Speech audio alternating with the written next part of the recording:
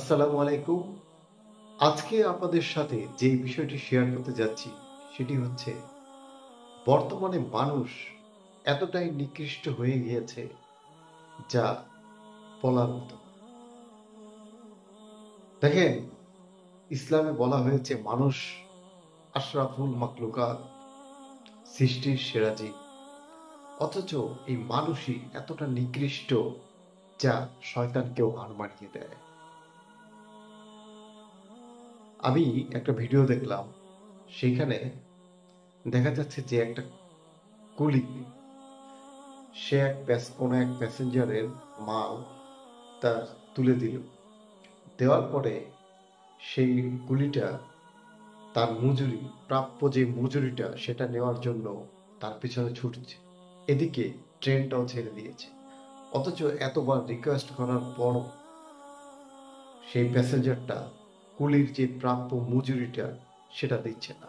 অথচ ইসলামে কি বলা হয়েছে? ইসলামে বলা হয়েছে যে কোনো শ্রমিকের তার ঘাম শুকানোর আগে তার মূল্য পরিশোধ করা উচিত।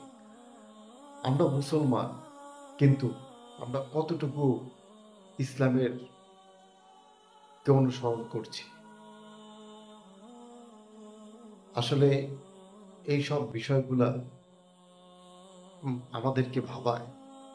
আমাদের ভিতরে মানবতা দিন দিন বিলীন হয়ে যাচ্ছে। মানবতা নেই বললেই চলে। এটা কোনো মানুষের কাজ?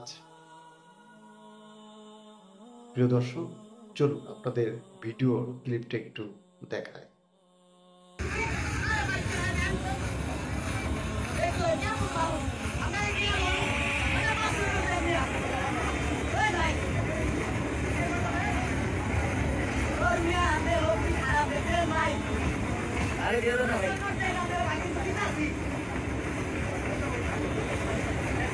এই তোমার নাম্বার বলো, আমি নিয়ে নিচ্ছি, টাকা বাড়াই দেবো।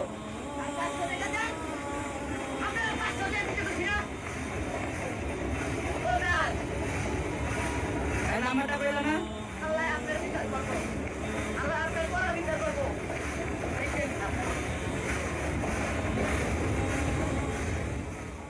প্রিয় দর্শক, সবাই ভালো থাকবেন, সুস্থ থাকবেন, আর ইসলামের পথ অনুসরণ করবেন। ঠিক আছে? মানবতাকে জাগ্রত করবেন। একজন বিবেকহীন মানুষ কখনোই মানুষের কাতারে পড়তে পারে না।